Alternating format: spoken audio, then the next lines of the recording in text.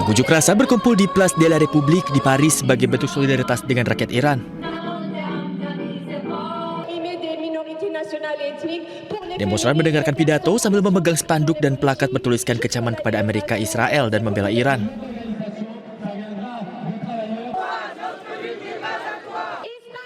Mereka juga mempertanyakan serangan kepada negara-negara lain, termasuk Irak, Libya, Suriah, Venezuela, Kuba, dan Greenland.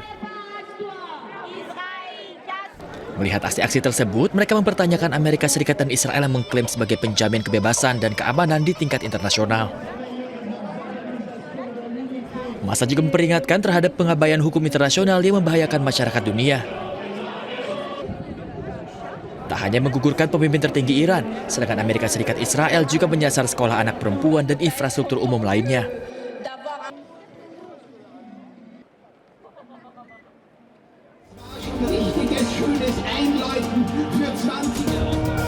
Ratusan demonstran berkumpul di Wina memprotes pembunuhan pemimpin tertinggi Iran Ali Khamenei dalam serangan gabungan Amerika Serikat Israel terhadap Iran. Para demonstran berkumpul dan menyalakan lilin sambil berduka atas gugurnya Khamenei. Demonstran melafalkan ayat-ayat suci dengan mengibarkan bendera Iran dan Palestina. Mereka juga membawa spanduk bertuliskan "Jangan ganggu Iran" dan seruan untuk menghentikan agresi. Mereka menilai serangan ini dapat memicu Perang Dunia Ketiga dan menilai aksi Amerika dan Israel sebagai kejahatan dunia.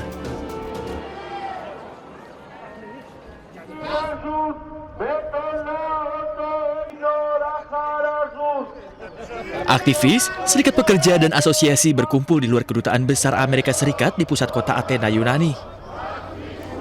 Mereka memprotes serangan Amerika Serikat dan Israel yang baru-baru ini dilakukan terhadap Iran. Para demonstran meneriakkan slogan-slogan dan membawa bendera serta spanduk Iran. Sementara petugas polisi terlihat mengamati unjuk rasa tersebut. Mereka mengutuk agresi Amerika Serikat dan Israel yang kerap membunuh anak-anak dan bayi.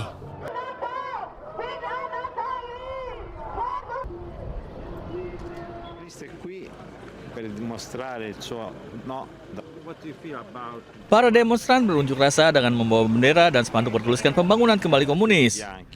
Demonstran juga membawa bukit bunga putih besar dengan pita bertuliskan berdiri bersama para korban yang tidak bersalah. Tindakan Washington dan Tel Aviv di kawasan itu disebut sebagai campur tangan eksternal dan menilai negara-negara tersebut berupaya menundukkan rakyat Iran dan beresiko menempatkan dunia di jurang kehancuran. Para demonstran meminta agar kedua negara tersebut menghentikan penyerangan dan kembali kepada dialog dan negosiasi.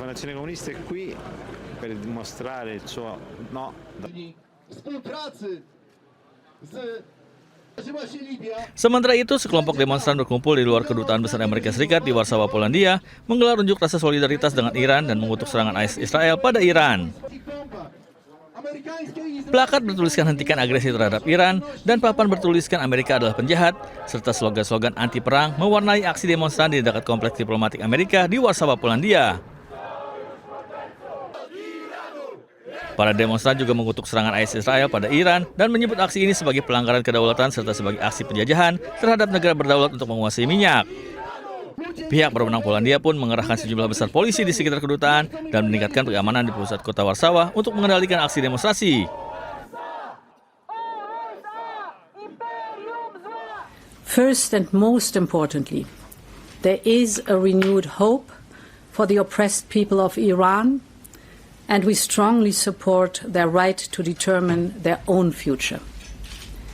Second, we must work hard to de-escalate and stop the conflict spreading. In the last hours, we have witnessed numerous attacks, including a drone attack targeting the British airbase in Cyprus. We also saw a strike on the Saudi Aramco oil facility. And I condemn in the strongest terms these reckless and indiscriminate attacks by Iran and its proxies against sovereign territories across the region. And my third point is the stability of the region is of the utmost importance. The only lasting solution is a diplomatic one.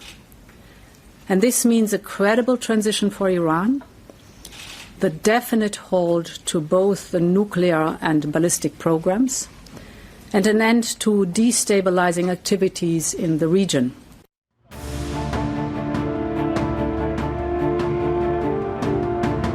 Para pengunjuk rasa berpawai melalui jalan-jalan Kano, Nigeria untuk mengutuk gugurnya pemimpin tertinggi Iran, Ali Khamenei. Kerumunan orang mengangkat foto mendiang Khamenei dan melambaikan bendera Palestina, Iran, dan Hizbullah. Mereka juga mengutuk serangan Amerika Serikat dan Israel kepada Iran yang dinilai sebagai kejahatan luar biasa. Apa yang dilakukan oleh Amerika dan Israel ini diyakini akan menghadapi konsekuensi. Garda Revolusi Iran bersumpah akan melakukan pembalasan dan menyatakan bahwa kejahatan besar ini tidak akan dibiarkan tanpa hukuman.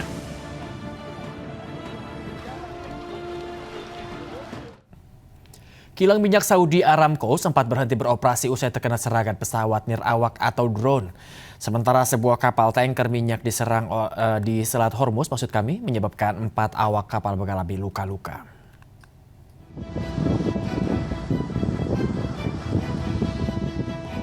Situasi yang semakin memanas membuat raksasa minyak asal Arab Saudi, Saudi Aramco, sempat menutup fasilitas kilang minyak Ras Tanura miliknya. Langkah ini diambil sebagai tindakan pencegahan darurat setelah kilang strategis tersebut menjadi sasaran serangan pesawat nirawak atau drone. Meskipun operasional sempat dihentikan sementara, situasi di lapangan saat ini telah berhasil dikendalikan. Namun kabar mengenai gangguan pada salah satu pusat pengolahan minyak terbesar di dunia ini langsung memicu kepanikan di bursa komoditas. Sebuah kapal tanker minyak juga diserang di Selat Hormuz. Insiden ini menyebabkan 4 awak kapal menderita luka-luka. Kapal tanker minyak yang mengibarkan bendera Republik Palau menjadi sasaran serangan sekitar 5 mil laut di utara pelabuhan Khasab, Provinsi Musandam. Seluruh awak kapal berjumlah 20 orang telah dievakuasi.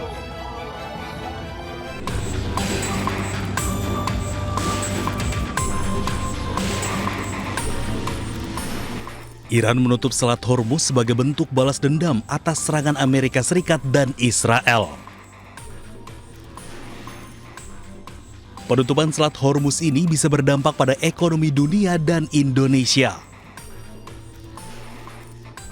Dampak penutupan Selat Hormuz pada ekonomi global adalah kenaikan BBM.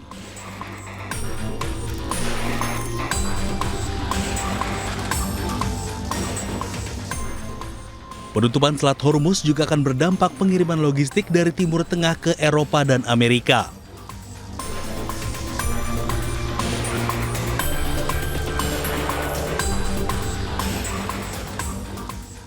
Adapun dampak ke Indonesia bisa berdampak kenaikan harga energi, termasuk kenaikan harga BBM. Biaya logistik meningkat dan berpengaruh pada pariwisata.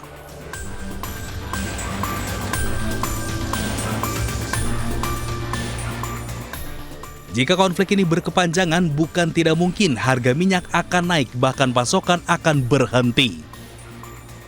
Sebab sebagian besar ekspor minyak dari negara-negara besar regional harus melewati Selat Hormuz. Di antaranya ekspor minyak dari Arab Saudi, Irak, Uni Emirat Arab, Qatar, Iran, dan Kuwait.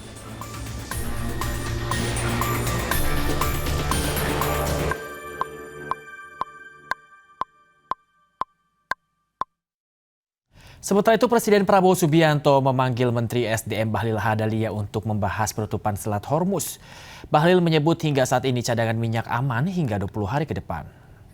Mungkin menyangkut dengan kondisi terkini geopolitik ya, menyangkut dengan penutupan Selat Hormuz di Iran. Karena ini kita antisipasi tentang pasokan minyak dunia. Karena bagaimanapun kan kita masih melakukan impor 1 juta barel per hari. Kalau cadangan BBM nasional berapa hari? Masih cukup 20 hari. Dampak ke subsidi, Pak? Sampai dengan hari ini nggak ada masalah. Tapi kan harga dunia kan pasti akan terjadi koreksi ketika kondisi geopolitik yang tetap terus memanas di Timur Tengah. Alternatif. Bendera merah dikibarkan di atas Masjid Jamkaran Iran setelah Iran mengkonfirmasi bahwa pemimpin tertinggi Ali Khamenei gugur dalam serangan gabungan Amerika Serikat Israel. Bendera merah secara luas dianggap sebagai simbol balas dendam.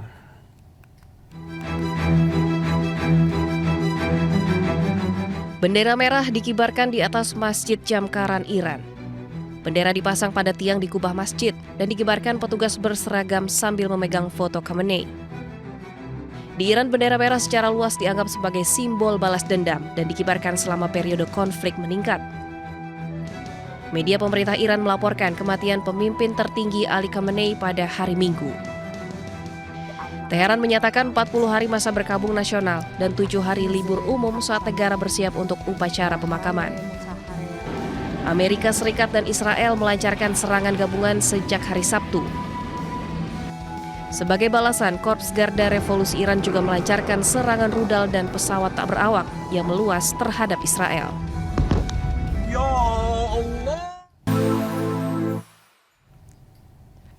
Mencekam sebuah gondola dengan pekerja pembersih kaca berayun ditiup angin kencang. Seorang pekerja tewas terbentur. Ada orangnya itu.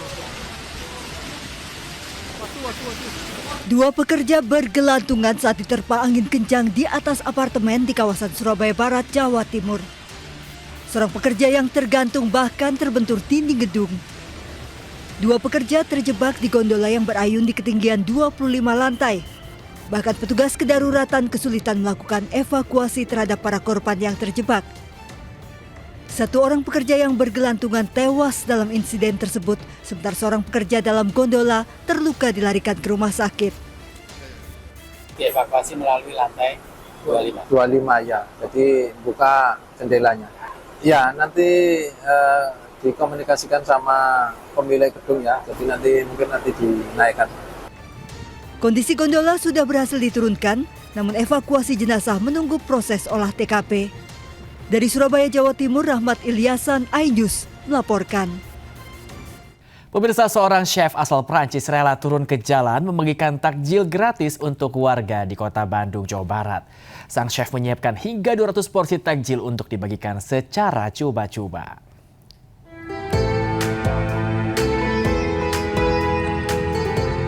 Seorang koki asal Prancis bernama David Seleba atau yang akrab disapa Bule Tukang Masak membagikan takjil gratis pada warga di Jalan Perintis, Kota Bandung.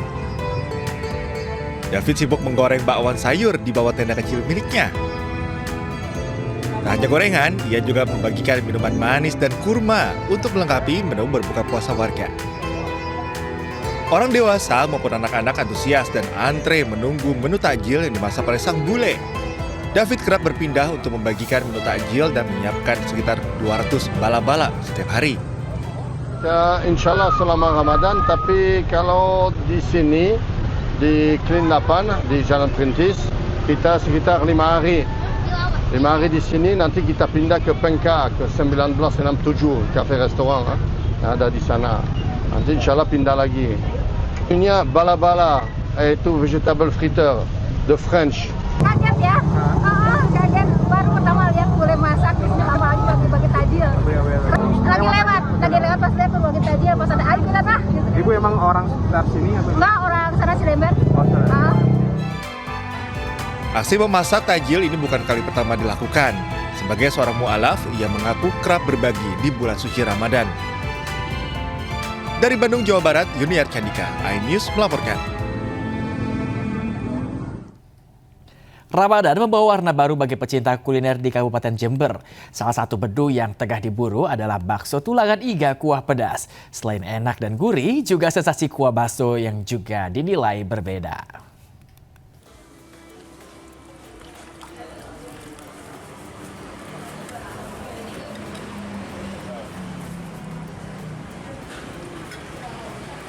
Jelang berbuka puasa, sebuah warung bakso di Jalan Citarum, Jember, Jawa Timur ini tak sepi pembeli. Pelanggan datang silih berganti menanti semangkuk bakso tulangan iga yang masih mengepul panas. Menu ini mengandalkan potongan iga sapi yang diolah dengan teknik presto sehingga dagingnya empuk dan mudah lepas dari tulang saat digigit.